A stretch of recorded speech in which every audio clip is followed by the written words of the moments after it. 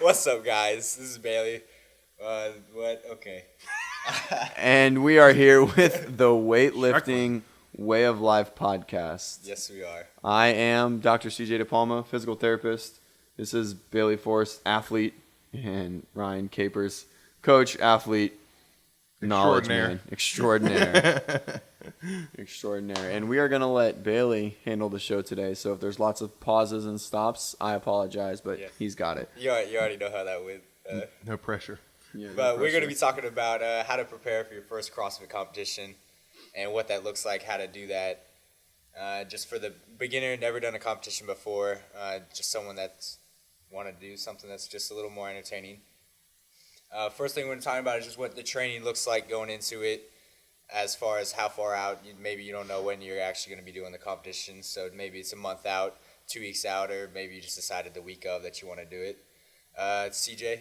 And real quick, what demographic are we talking about specifically, so we're not jumping too wide?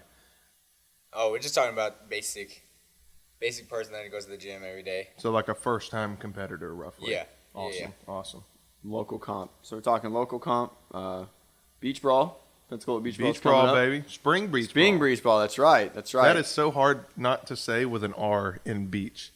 Spring beach brawl. Huh. Yeah. Like you just did it. I do it like every time I try and say it fast. Yeah. I say spring beach brawl. Breach brawl. The breach brawl.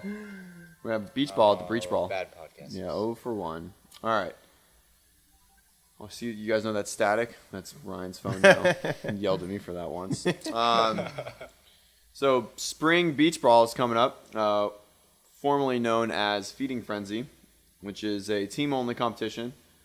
So we'll talk maybe a little bit of individual prep and maybe some team prep going into the training. And yeah, so there's 2 beach brawls. We'll give beach brawl a shout out. It's an awesome competition in Pensacola, Florida, on Pensacola Beach at Casino Beach, which is right down by the pier. It's a lot of fun. The fall one is in September. Ty, you're welcome. All three of our listeners. If you listen to this, exactly. You're going to be killing it after this podcast drops. That's right. So spring beach brawl is a three-man team, same sex, 3 males, 3 women's, RX and scaled. So what's your question? How do we prepare as far as if we're doing a team competition? Do we need to train as a team? Do we need to do that? Or What kind of time range are we talking about? Talking about, let's say, 2 months out. So for something like beach brawl, the workouts were released last week. So 2 months out, you can't really train for anything because the beach brawl is next week. Oh, not again. Are you serious? That one's a lot bigger, too. Oh, my gosh. That one's threatening. All right, there's another B. So a local competition, I don't think there's really a lot of true prep really far out because you always get the workouts nowadays, which is good. Yeah. Like early in CrossFit, they were like, oh, you don't know anything. And that was really shitty. So it was annoying. You just didn't know what you were going to do until you walked up. The unknown unknowable, right? Oh, my gosh. Right there blah, in the blah, tagline. blah. And so 3 months out, just continue training. If there's something that you know is usually in the competition that you might not be good at, it might be something you want to add into your accessory training. But doing a ton extra outside of class, if you've never done extra outside of class before, might not be the way to go about it. And I say that because volume and stress is everything. And say you know there's going to be muscle ups in the competition. The workouts aren't released yet, but you know they're coming. So what do? You start practicing muscle ups 3 months out. Well, a month later, you got shoulder problems. Yeah. I think as long as there's some structure, everything's okay, right? I'm a big proponent of hanging around and doing accessory work after classes and trying to build those skills. But if you're trying to get double unders for the first time and you're hanging out after class and your first day that you're trying to get double unders, you accumulate like 600 singles, probably not the best start, right. Yeah. Right? Everything in moderation. Right. Yeah. So I think as long as an athlete, you're talking with your coach, putting together some kind of loose program, I think you're going to be in okay shape. I think you're going to be doing the right thing. Yeah. Yeah, again, that's just proper programming, right? I think that's the answer for all of everything. Is what is that, though? How do we know what it is? So my biggest advice, 3 months out, you're getting ready for a comp, is if you're trying to learn a new skill, don't do it every day. It's not how you get better at anything. Unless you want to get really good at it. Right. I might have to disagree with that one. Yeah, well, squatting doesn't count. No. When I tried to do, when I was learning double unders, I did them every day, and this goes with handstand walks. I did them every day, just attempted them every day until I actually got them, and now I'm pretty dang good at them. Well, let's back up. So volume is the big key factor there, right? If you're trying to get double unders and you're doing 500 singles every single day, you're probably asking for some trouble. But if you spend 5-10 minutes on it every day, I think that's more what you're talking about. Like, I remember when I first got double unders. Talking about. Huh? That's definitely not what he's talking about. No, I know it's not. I would hope. I know it's not. I'm gonna rip him up here in a second. It's fine. Continue. Go ahead. Well, I'm just saying. I think spending a little bit of time on a weakness every day is a very successful way to go about it. Yeah. Yeah. I mean, that's. Go ahead. Yeah. Again, volume is everything. So, if you're learning double unders, what's a common injury that we see with double unders, or common pathology? Achilles tendinopathy or Achilles tendinitis. How is that developed? Excessive running and jumping. Yeah.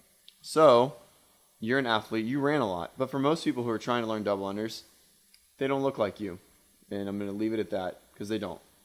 And they jump, and they're not that efficient at jumping. So their 5 minutes of attempts are 600 single unders and 3 double under attempts. And now their heel starts to hurt. Right. And you're talking to an athlete who, playing receiver in high school, about every 5th play, you're doing a max effort jump. Exactly. In a sprint. Right. You got me there. So it's different. So we can do it something that's more applicable to everyone. Muscle up. Getting ready for a competition. Should you try muscle ups every day for 5 minutes until the competition? Bailey, please answer that question. I would. Right. You would, and that's the wrong decision. So says the person that's had like 4 injuries this year. Unrelated topic. Right. So volume is everything. Getting ready for your competition. Make sure that you are appropriately dosing the skills you're trying to learn. Just like any auxiliary or accessory. What? It's a dosing, very important. Dosing. Proper dosage. Just like you are, like you would implement any type of auxiliary training. So 1 month out, hopefully the workouts are released. If they're not, they're probably not for a local competition, but they might be. The biggest thing that I would focus on is if it's a team workout, is we're starting to somehow work with our team, right? Maybe like 2 weeks out, but you want to start to work in the movements maybe specific to the competition that you know are going to be there once the workouts. Let's just go with when the workouts release, because there's we don't know when that's going to be. So we'll just say once they're released, what do you do? Which is probably roughly 2 weeks to 1 month in there. Somewhere like that. A month out. Yep. So in that time frame, we kind of want to see where we're at, right? So you want to do it with the person or some modified version of the workout. You never want to do the workout directly as is. Yeah.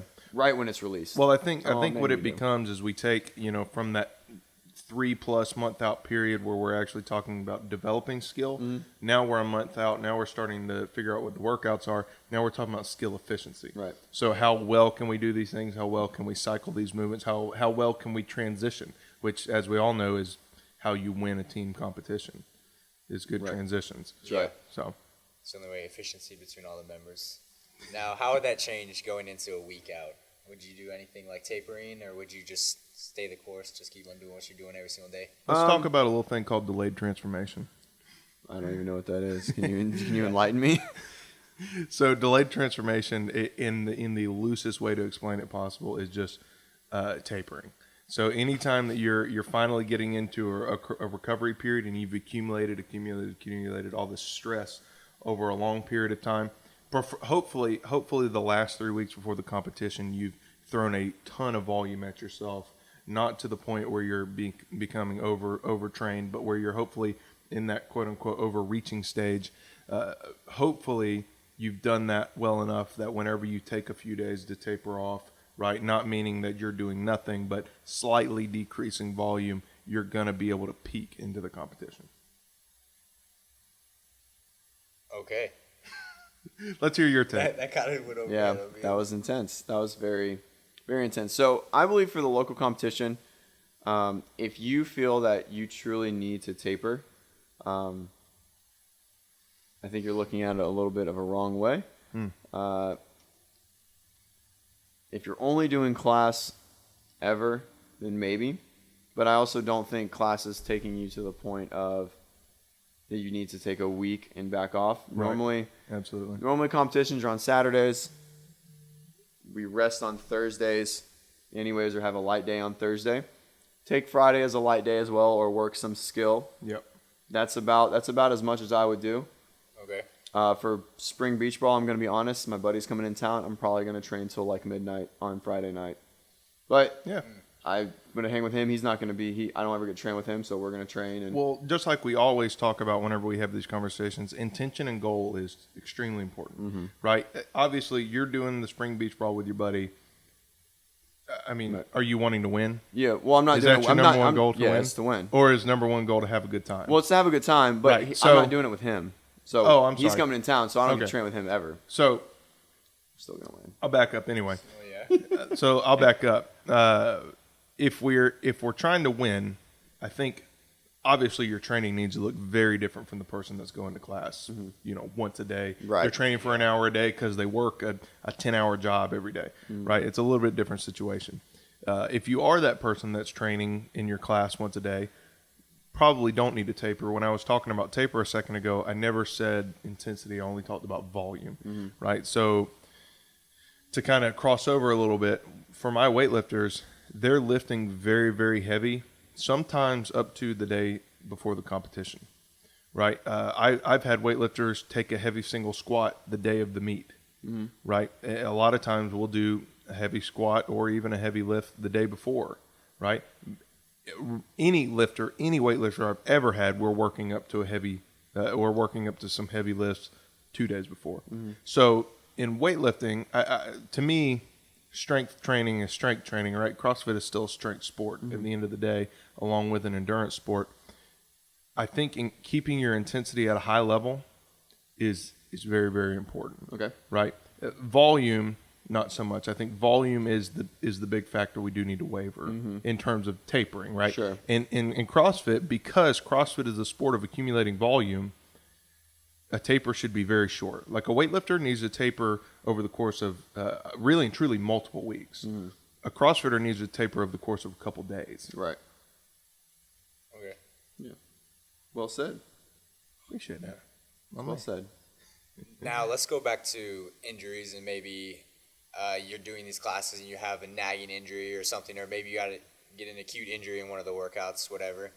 How would that look like as far as going into a competition? Like, you already know you're going to do it, but you have this injury that you kind of like. Do you work around it? Do you work through it?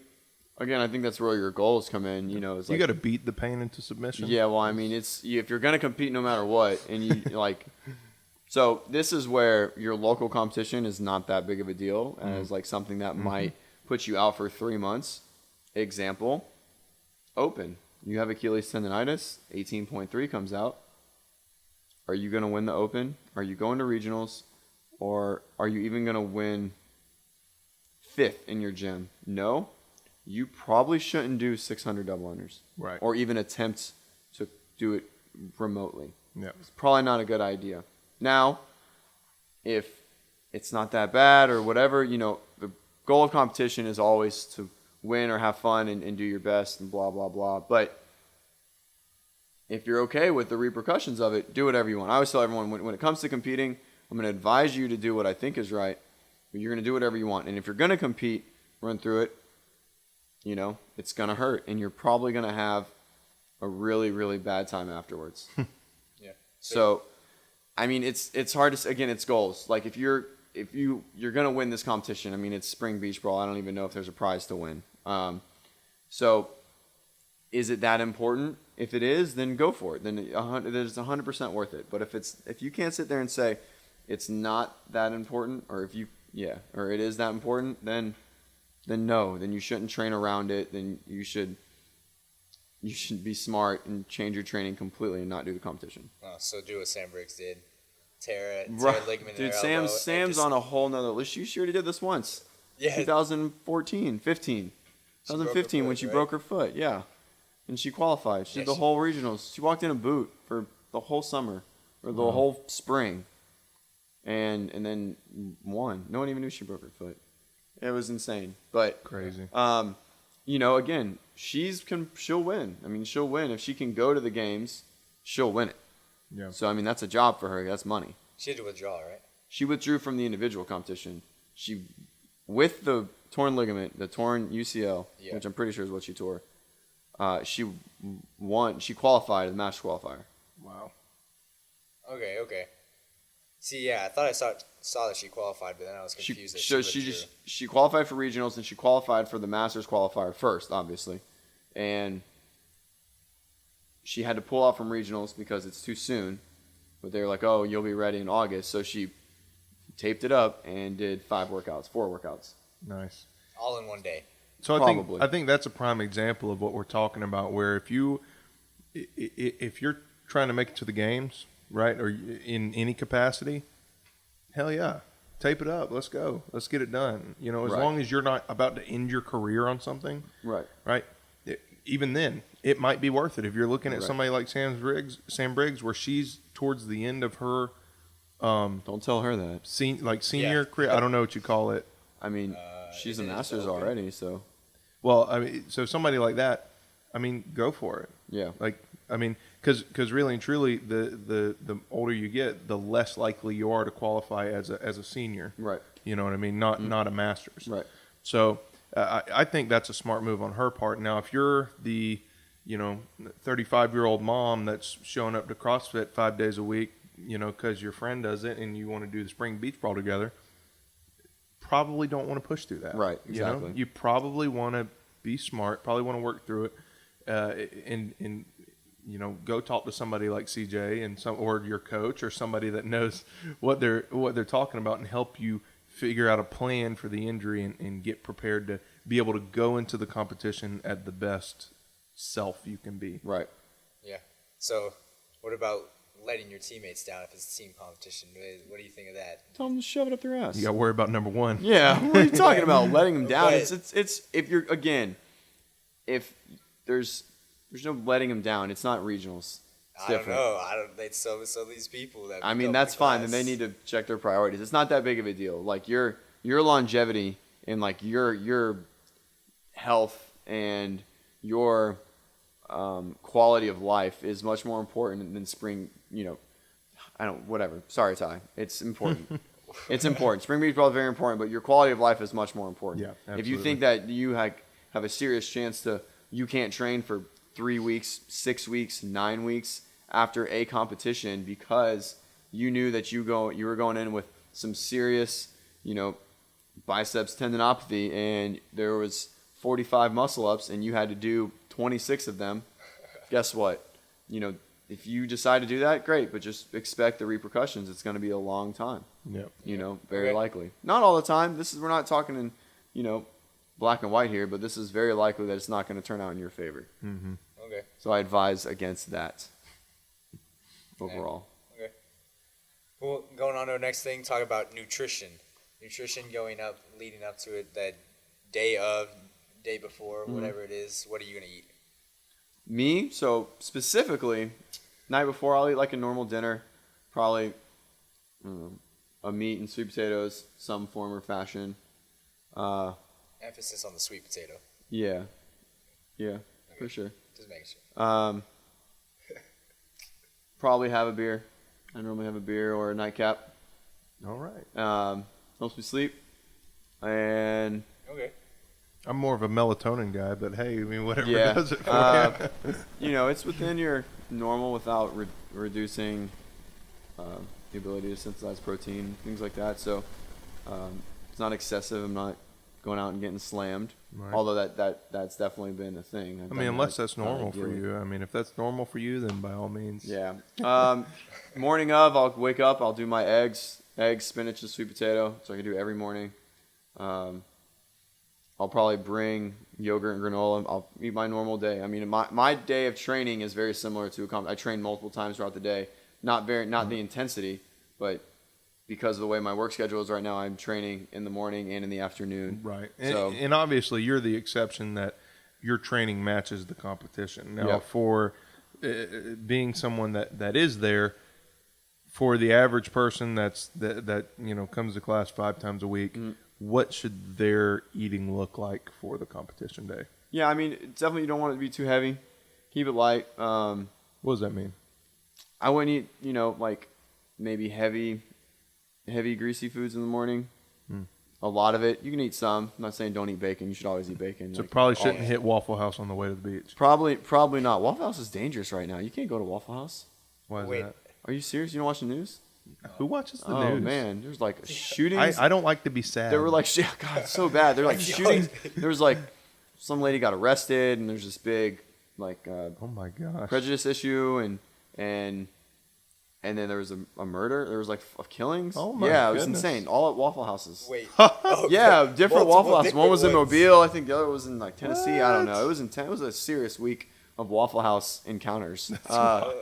Okay. And anyways, so no Waffle House. I actually think that me and Brandon went to Waffle House right before our the meet at the beach brawl. Nice. But yeah, I mean, I would definitely keep it something you're used to. Don't introduce new foods.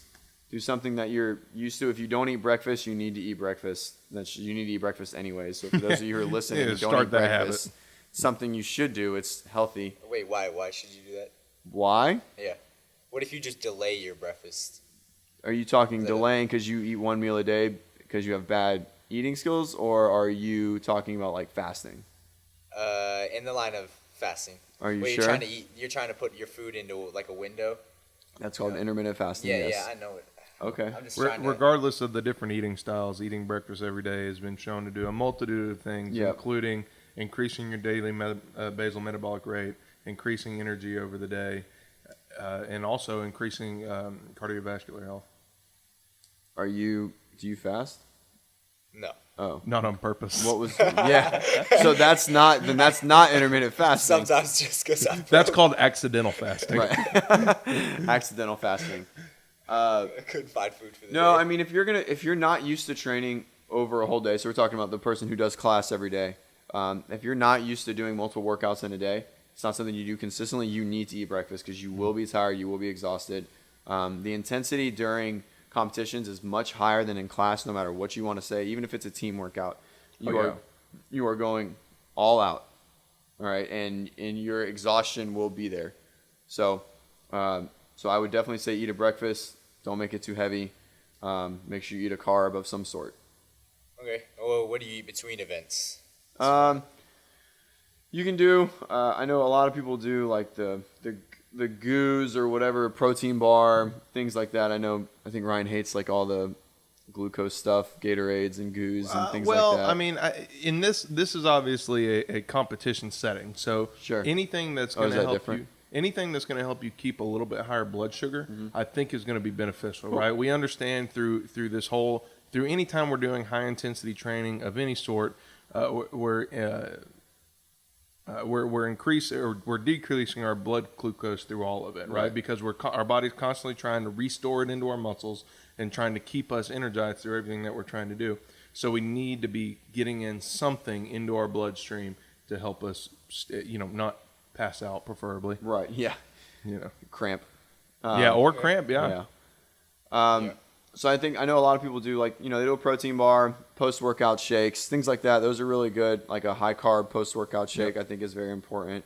For me, I do yogurt and granola. It's generally a simple carb and fat-free yogurt. Now, I think for most people, like I would say, you're probably an exception in that where you can eat something like yogurt, Right. Something that's Yeah. dairy based, and you can go work out. Yeah. I think most people aren't like that. Honestly, the rule of thumb that I tell most people: try to stick to something starchy. Yeah. Starch tends to be a little bit easier on the stomach for most people. I Right. can't speak in absolutes, but something like a potato, or even like a goo, or Sweet potato. something that's going to be easy on your gut that doesn't bother you. Like I know if it was me and I tried to eat some yogurt, I would probably puke on the next workout. Yeah. So, All I know is I did one CrossFit competition. I hated it, I will say. Too much breathing, too much heavy breathing. What a long exercise. Yeah. And I had no appetite throughout the entire day. There was no max outs. It was totally bullcrap. This is Actually, insane. there was one. It's unfair. It was strict press. Oh, The most boring the of worst max max outs. out. But Ooh, a whole 155 pounds. 157. Thank you. Wow. I totally pulled that number out of there. But yeah, strict press was definitely the most boring thing to max out. Yep. Like, at least a push press gets exciting. Yep. Yeah, get some actual real weight. But I had no appetite throughout the entire day. I didn't want to eat anything. And then when I did, I just felt sick afterwards. So how would you combat that? I mean, I wouldn't say I've done a lot of competitions, but I've done some where I try and eat, and I do poorly at, and then I normally don't eat a lot. But I do like the protein. My normal go-to is like I have the yogurt and I eat it, but that's like a newer thing, but I do the protein bar. Something that you know that you like. If you don't eat, I mean, I don't suggest it, but don't eat to make yourself sick. Okay. Find a liquid that you can take in that's got some high sugar in it. Okay. Maybe like a protein shake, something like that. Yeah, and I think it's important to keep in mind that if your body needs something, it's going to let you know, right? Right. If you're getting low on sodium, right, if you're starting to leak out too much water, you're probably going to get really thirsty, right? Mm-hmm. If you need some more blood glucose, you're going to get hungry, right? So it's simple things like that I think just being an athlete in general, you start to learn your body and be able to listen to it more. Yeah. And you have to learn how to do that to be an efficient athlete, right? Whenever your body tells you it needs something, you have to be able to listen to it.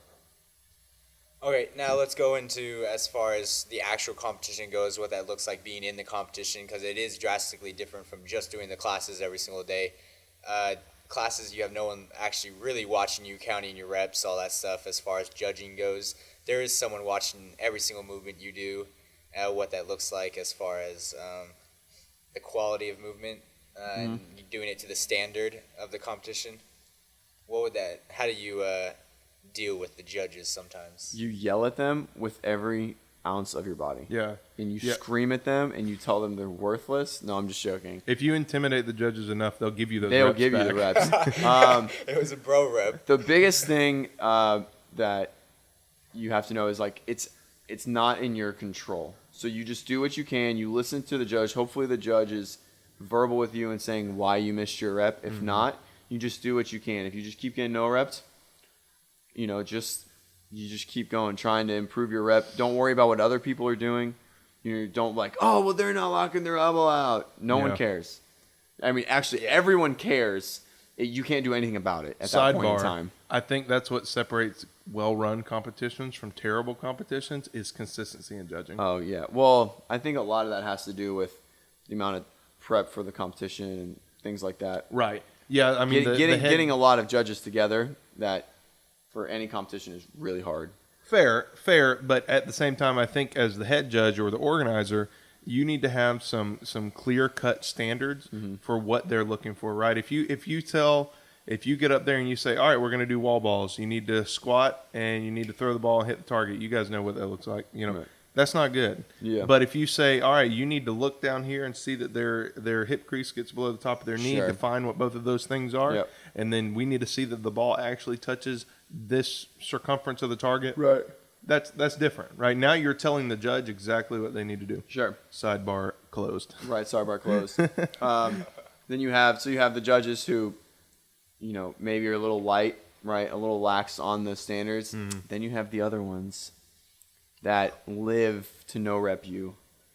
They just itch for it because they judge regionals and they're like, I no rep Rich Froning.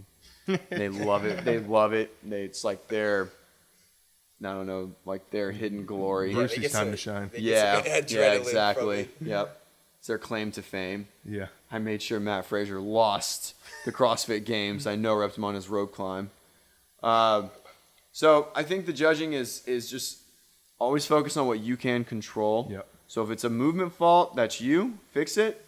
If you're doing what you can and you're still getting no rep, don't get frustrated. And it's going to be hard, but you just can't let it frustrate you because you can't do anything about it. You can appeal it if you can, depending on the way the competition's set up. But that's about all you can do. And like you said before, communication is so important. If you make a mistake, right? If you get a no rep and you don't know what it is, you don't know what you did wrong, stop immediately, right? And ask them what you did, right? Because it's going to be a lot more beneficial to either stop or slow down a little bit, ask the judge what you did, than to continue getting no reps, right? That's going to burn way more time. So be smart about the judging. Judging is never fair. I don't think I've ever walked away from or heard people walking away from competition and said, "Oh, that was awesome judging." I don't think I've ever heard that, unless they just got all their bro reps. Right? Exactly. Yeah. And so I think that's super important is making sure that you're communicating with your judge. That's something that most people aren't doing a good job of. Right. Yeah. Always nice to have a judge that communicates with you. I agree. Right. But that's not necessarily their job. It's like in weightlifting, your judge doesn't have to tell you what you did wrong. It's up to you to ask them. Yeah. Right. Okay, going into the first competition, first event, whatever it is, how do you warm up? Do you do a general warm up? Do you specific to whatever the workout is? Yeah, I definitely think. Bring a laptop with ROMWAD. Right. Oh my gosh. Go away. It's I think the first warm up, the first workout's the most important for your warm up, right? Everything else after that is just kind of there, unless the skill gets much higher towards the end of the day. But for the most part, thermogenic, always 5 minutes, get your blood flowing. If you have like a warm up area, great. If not, you're going for a jog. I mean, that's really the only option. Normally, maybe some jump rope or something, lunges. I don't know. Whatever you can get your blood flowing, and then just warm up for your workout. Don't warm up too early. You have a really long day. Don't spend 30 minutes before your first workout like getting your blood flowing. It's gonna be flowing. Yeah, I promise. Pretty quick. Real quick there. That's the biggest thing. I think that's the same in like weightlifting too. Is like those that are like, oh my gosh, they're at like they're 3 lifts away from opener. 30 minutes out. Yeah. And you're just like, oh my gosh, go sit down and come back in 20 minutes. Or 25 minutes. And then we're going to start this whole process. Yeah, we're going to do this again. So that drives me nuts. If I have an athlete who's say he's going to be opening near the end of the session and somebody else is with him and we just did announcements. Right. And this person, Grabs has barbell. 60 kilos on the bar. Yep. I'm like, what are you doing? Yeah, go. You are good. Yeah.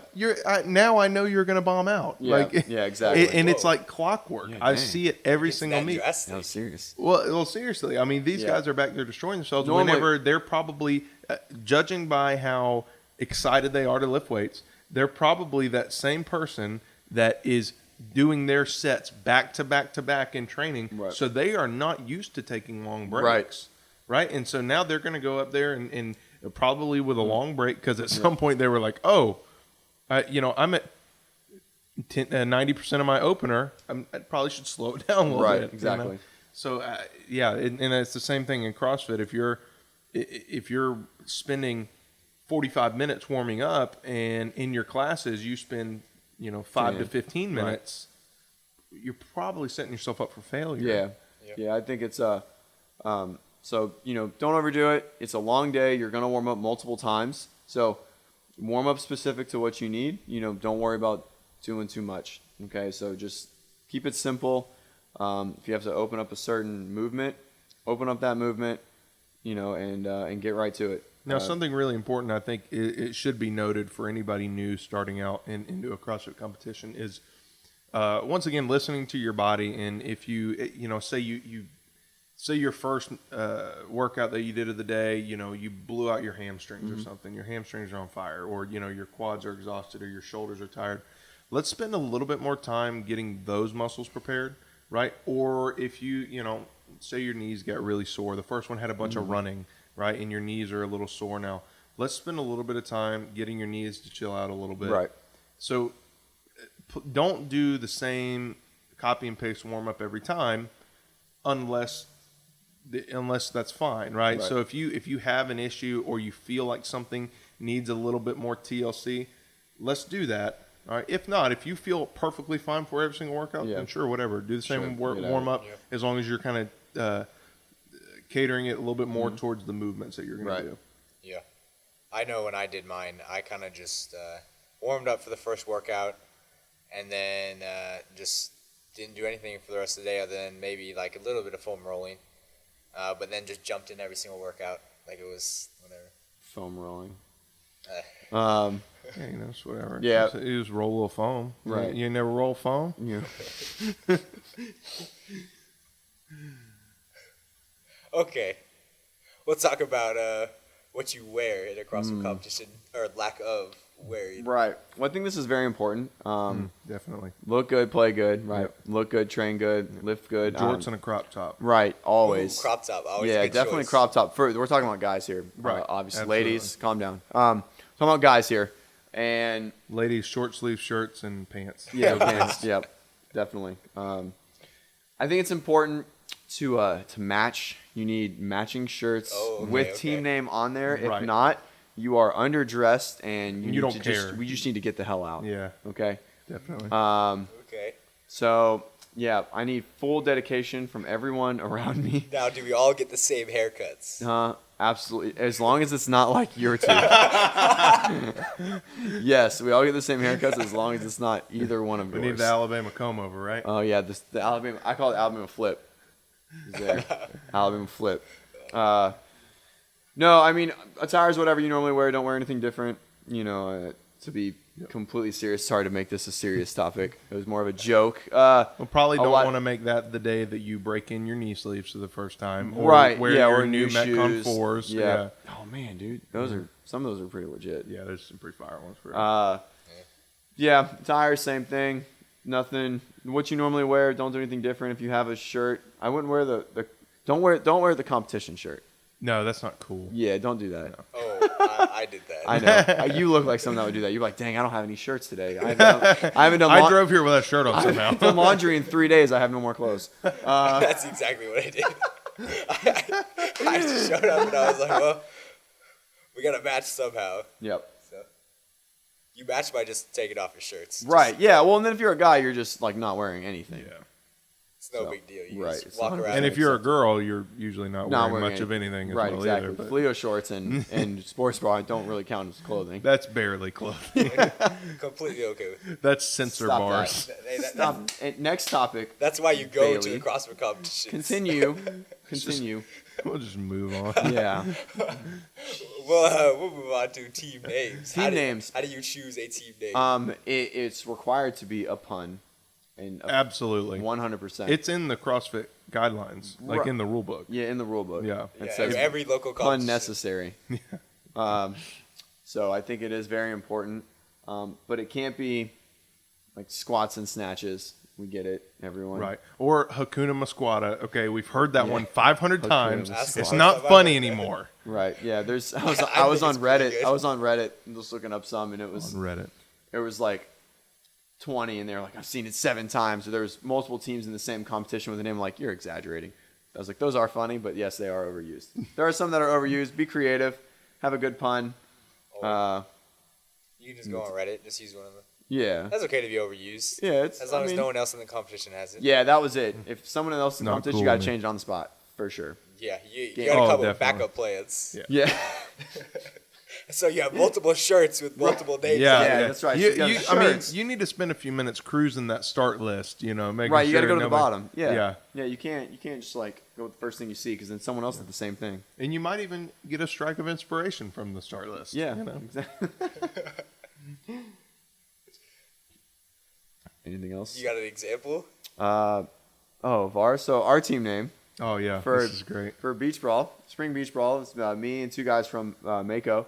We are Donald Pump, Teddy Swolzevelt, and Andrew Jackson. It's pretty excited about that one. Thank you, Nate Moore. He came up with those. It's pretty good. My original one was Broning and Friends. So I think I'll hold on to that one for maybe another competition. What is your collective name? What What do you mean? The collective together? all of us? Oh, that's right. Oh man, what'd you say? That was funny. You're Mount Trenmore. Mount Trent. That's if nobody gets that, that's a steroid pun. Right. Mount Because Trent- CJ is obviously juicing. I mean, He's you know, busting doubt, out of his doubt, shirt. doubt. my flannel shirt. All right, nobody in CrossFit uses steroids. Next topic. All right, that was a good conversation. Bailey, can you close us out? What do we usually say? I don't know.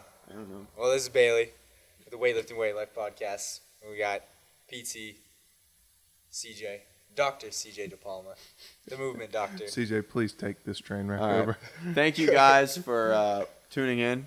And Bailey, good job. Good job of facilitating this one. That was well done. We talked about CrossFit comp prep for the first-time athlete and just kind of for anyone. So thanks for tuning in. If you have any questions, please let us know. All of our contact information is either below this or above this or to the right or to the left. Swipe left, swipe right, wherever you got to swipe to see us. And we are just a physio, an athlete, and a coach talking CrossFit, weightlifting, barbell, and anything fitness and puns that you can think of. So thank you guys. Have a good one. See ya. See ya.